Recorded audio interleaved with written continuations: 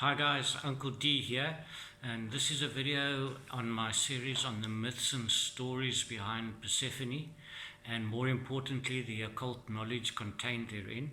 So I hope you enjoy it, and if you like it, subscribe and let me know if you would like me to do some on some other archetypes. And without any further ado, let's get into it.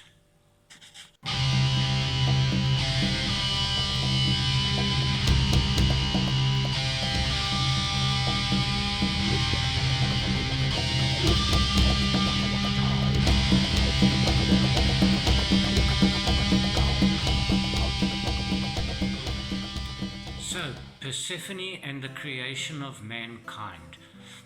Okay, that's a little bit of an obscure myth, not one of the more well-known ones, simply because in Greek mythology, Prometheus is actually attributed with creating man, but yet there is this one little story where Persephone is the creator. So let's check it out and see what it means to us.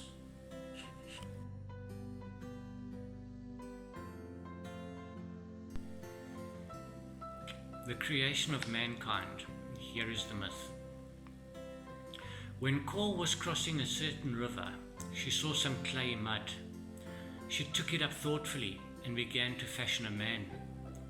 While she was pondering on what she had done, Zeus came up. Kor asked him to give the image life, and Zeus readily granted this. When Kor wanted to give it her name, Zeus forbade it. He said that his name should be given to it. But while they were disputing about the name, Tellus, who is also known as Gaia, arose and said it should be given her name, since she had given her own body. They took it to Saturnus for judgment. He seemed to have decided for them. Zeus, since he gave life, was given control of his fate. Just a side note on that one, that is not actually as it is written, because the writing there was illegible, but it's the general consensus that is what was meant there. Okay, carrying on.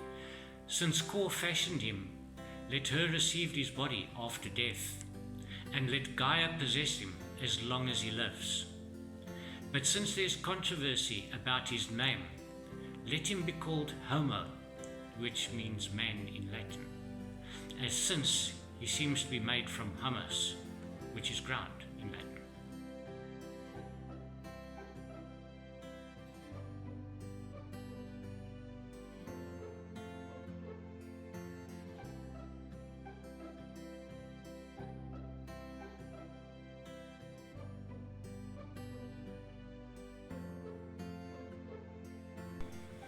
Okay, so that was a very nice story about the creation of man by Persephone and how everyone fought over who owns him. But where's the occult knowledge in that? Where's the life lesson? How is that applicable to us today? And to find out how that is, we have to take it and break it down into sections and analyze it to see exactly how this is actually meant for us. So the important thing to take into consideration here is that this myth is written about Persephone in the Kor stage of her life. Kor being the maiden, the innocent one, the young girl, frivolous, happy-go-lucky. But at this point, when this myth comes into play, she's crossing a certain river. So what does that mean? That means she's gotten to a point where there's an issue in her life. There is a concern, something that is not quite right. And this issue, she wants to cross it. She wants to cross this river to get to the other side and get over this problem. So while she's crossing this river, she comes across the mud. The mud being a combination of sand and water.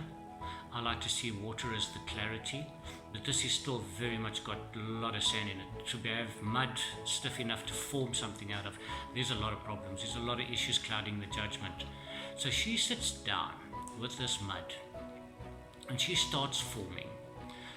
What is this other than she sat down with her thoughts and she's decided, I'm going to work through this issue. I'm going to try and find a solution to this problem. And she starts forming this man, and she keeps forming and forming until she's kind of happy. It's getting to the form that she wants it. And then what happens? Zeus appears. Now Zeus Zeus is the god of the daytime sky. In this story, he's the one bringing the light. He's bringing the illumination.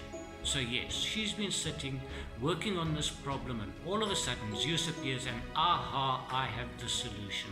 She's got the knowledge, she's got the illumination, she's found the answer to her problem. Okay, so now she's sitting there, she's quite chuffed with herself. I've sorted out this problem, I'm going to make it my own, I'm going to call it by my name. And Zeus turns around and says, oh no, you can't do that. Because I gave the inspiration, I wanted to have my name. So now these two are arguing over whose name should this actually have, and Gaia comes into the picture and says, oh no, that was formed from me. I should have the rights to the name. So now there's these three loggerheads that all arguing over who should have the right to name this form. So now, where do they go? They go to Saturnus for judgment. Saturnus being related to this planet Saturn, the planet of boundaries, the ideal god figure to set boundaries and say exactly who owns what. Okay, so now they're sitting there, and Saturnus turns to them and says, Zeus, you gave the enlightenment, you steered the direction of the fate. You will have the name, you will have ownership of this form while you steer his fate. Okay, so you own his fate. When you are working through a problem, the illumination that gives you the answer steers the direction of your solution. There's many solutions to a problem, but it is fate as to which solution you choose. And that is the portion of problem solving that is owned by Zeus. Okay. Gaia will have possession in life. Now, as long as Gaia's in the picture, as long as there's mud and earth and water all mixed together, as long as there's a problem, Gaia is in charge. Gaia owns the problem. So, Zeus owns the fate, Gaia owns the problem. Kor owns it in death. Now, where this only makes logical sense, once you've overcome a problem, it's no more a problem. The problem is dead. You own it. You have owned your problem. You've taken ownership of it. You are now on the path of the solution. Okay, so to recap, Zeus, the illumination, steers the fate. Gaia, the problem, owns the problem while it's a problem.